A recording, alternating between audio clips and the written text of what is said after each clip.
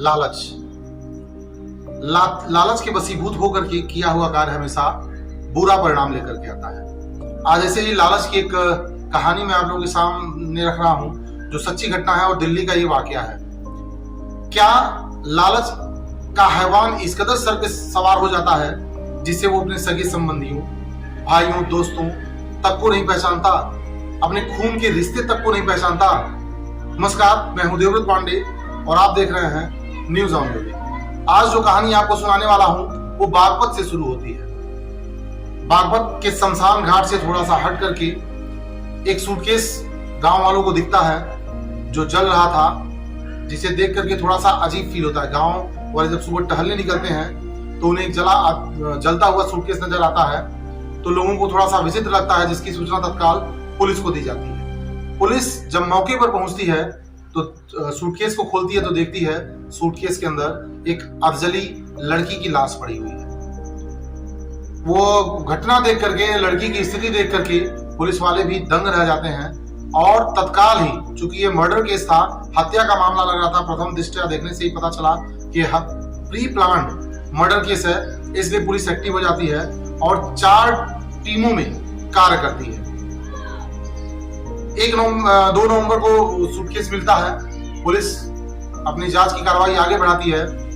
जब आसपास के उस गांव में पुलिस लड़की की शिनाख्त करवाती है, कहीं शिनाख्त नहीं हो जाती है तो पुलिस सीसीटीवी फुटेज पे आकर के टिक जाती है कि सीसीटीवी फुटेज में शायद हो सकता है कोई ऐसी चीज मिल जाए जिससे इस घटना का पर्दाफाश हो सके। तो आसपास के लगे सीसीटीवी फुटेज को पुलिस खंगालने लगती है। सबसे पहला क्लू पुलिस को सीसीटीवी फुटेज से मिलता है कि 1 नवंबर की रात को एक स्विफ्ट डिजायर कार जो हरियाणा के सोनीपत से रजिस्टर्ड थी, वो गांव शमशान घाट की तरफ जाती है और थोड़ी देर बाद फिर वापस भी आती है। उन्हें देख करके पुलिस वालों को डाउट होता है, क्योंकि मामला हत्या का था, तो तत्काल पुलिस सोनीपत पहुंच जाती है और वो गाड़ी जिस सज्जन की थी उनके वहां दबिश देती है, उनसे पूछताछ करती है। तो उन्होंने बताया कि उनका एक दोस्त था जिसका नाम पवन था, वो 1 नवंबर के दिन उनकी गाड़ी मांग करके अपने रिश्तेदारी में गया था। अब क्या था, पुलिस पवन का तलाश करना शुरू कर देती है। पुलिस पवन के घर पे जब पहुंचती है तो वो वहां से फरार मिलता है। उसके दोस्तों के वहां जहां जहां उसका अड्डा था, जहां जहां उसका उठना बैठना था, पुलिस हर जगह दबाव बनाती है, लेकिन कहीं भी उसको पवन का ठिकाना नहीं मिलती है। अंततः पुलिस से पवन का मुठभेड़ हो जाता है, जिसमें पुलिस एनकाउंटर में उसको घायल कर देती है और तत्काल उसे अस्पताल में एडमिट कराती है। उसके बाद जब पुलिस ने सख्ती से उससे पूछताछ किया तो सारी घटना खुल करके सामने आ जाती है और वो बताना शुरू करता है कि जो सूटकेस में लाश थी वो नोएडा के मनीषा चौहान की थी।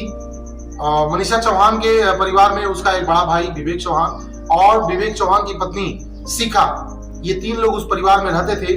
काफी संपन्न परिवार था। मनीषा के पिता की मृत्यु हो चुकी थी और करीब 3 से 4 करोड़ की या लगभग 5 करोड़ की संपत्ति थी जो ज्वाइंट था। जो पिता ने वसीयत बनाया हुआ था, आधी संपत्ति विवेक की थी और आधी संपत्ति मनीषा को मिलने वाली थी। मनीषा बेहद ही होनहार लड़की थी और इंडिपेंडेंट लड़की थी। वो खुद काम करती थी, अपने पढ़ाई लिखाई का खर्चा वो खुद वहन करती थी, परिवार से उसे कुछ नहीं मिलता था। सब कुछ ठीक ठाक चल रहा था जब शिखा की शादी विवेक के साथ होती है और विवेक की पत्नी शिखा जब अपने घर आती है, शिखा का एक और पवन है जिससे उसका अफेयर चल रहा था। पवन ने भी इस बात को एक्सेप्ट किया है और ये बात कहीं ना कहीं से मनीषा चौहान को पता थी। उसने एक बार आपत्तिजनक स्थिति में लोगों को देख भी लिया था, उनके कुछ वीडियोस बनाए थे, फोटोज दिए थे और उनके व्हाट्सएप चैट्स भी मनीषा के हाथ लग गए थे। तो इस बात का अंदेशा शिखा को भी हो गया था कि हमारे बारे में मनीषा को पता चल चुका है, अब इसे रास्ते से हटाना बेहद जरूरी है। तो शिखा ने प्लान किया। पहले वो विवेक को भड़काना शुरू की अपनी बहन के प्रति कि 5 करोड़ की संपत्ति है और आधी संपत्ति शिखा लेकर के चली जाएगी, तुम्हें आधा ही मिलेगा। तो ऐसा करो, उसे वो सारी संपत्ति अपने नाम करा दो, वो शादी वादी करके अपने घर चली जाएगी तो तुम्हें पूरी संपत्ति मिल जाएगी। अब धीरे धीरे कहीं ना कहीं विवेक के अंदर भी 5 करोड़ का लालच घर करने लगा, उसके सर पे सवार होने लगा। उसे भी वो 5 करोड़ दिखने लगे कि मनीषा अगर वो शादी करके अपने घर जाती है तो वो आधी संपत्ति ले करके जाएगी और उधर शिखा पवन को भी ठीक उसी तरह से भड़काती है कि देखो हम दोनों के बारे में शिखा को पता चल चुका है और वो कभी भी अपने भाई मनीष को हम लोगों के बारे में बता सकती है, जिससे हम दोनों को समस्या हो सकती है, हम लोगों का जीना दूभर हो जाएगा। तो ऐसा करते हैं, इसको रास्ते से ही हटा देते हैं। अब तीनों मिलकर के बैठ करके प्री प्लान करते हैं कि कैसे मनीषा को रास्ते से हटाना है। करवा चौथ की रात को 1 नवंबर को करवा चौथ था। सभी पत्नियां अपने सुहाग के लंबी आयु के लिए व्रत थी। शिखा शाम को अपने ऑफिस से घर पहुंचती है, उन्हें एक साथ डिनर पे लोग बैठाते हैं और खाना वगैरह खिलाते हैं। कुछ नशीली दवा मिला करके शिखा को खिलाया जाता है, जिससे वो बदहवास हो जाती है। उसके बाद मनीषा का गला दबा करके हत्या किया जाता है, जिसमें पवन ने कन्फेस किया है कि वो दुपट्टे से उसका गला दबाया हुआ था।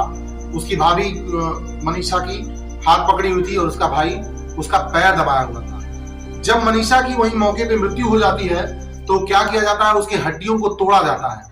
मार मार के हड्डियों को तोड़ करके एक बड़े से सूटकेस में पैक किया जाता है और रात को स्विफ्ट डिजायर कार में उस सूटकेस को रखा जाता है। आसपास फेंकते तो पकड़े जाने का डर था और मनीषा के जल्दी शिनाख्त हो जाने का डर था। इसलिए करीब 78 किलोमीटर दूर बागपत में एक शमशान घाट के किनारे सूटकेस को फेंका जाता है इन लोगों के द्वारा। बाकायदा उस पर पेट्रोल डाल करके जला दिया जाता है और फिर ये लोग वहां से चले आए। इन लोगों को तो अंदेशा भी नहीं था कि इस मामले का इतना जल्दी खुलासा हो जाएगा और ये लोग सलाखों के पीछे पहुंच जाएंगे। बहरहाल तीनों लोगों को, मनीषा के भाई विवेक गुप्ता, विवेक चौहान, उनकी पत्नी शिखा और पवन को पुलिस ने गिरफ्तार कर लिया है और उन्हें जेल भेज दिया है। अब सवाल ये है कि क्या पैसे की भूख इतनी बढ़ गई थी, संपत्ति की भूख इतनी बढ़ गई थी कि भाई बहन के रिश्ते तक को भुला दिया, राखी के रिश्ते तक को तार तार कर दिया। ये सबब है उन सभी अपराधियों के लिए या उन सभी लालची लोगों के लिए जो लालच के वशीभूत होकर के इस तरह के कृत्य को अंजाम देते हैं और ये सोचते हैं कि कानून के हाथ से वो बच जाएंगे। लेकिन गलतफहमी में रहते हैं वो लोग। हर अपराधी, साथी से साथी अपराधी भी कोई न कोई ऐसा क्लू छोड़ जाता है जिससे उनका पर्दाफाश होता है और उन्हें सलाखों के पीछे तक जाना पड़ता है। ऐसे और भी रोचक जानकारियों के लिए देखते रहिए न्यूज ऑन द वे। जय हिंद।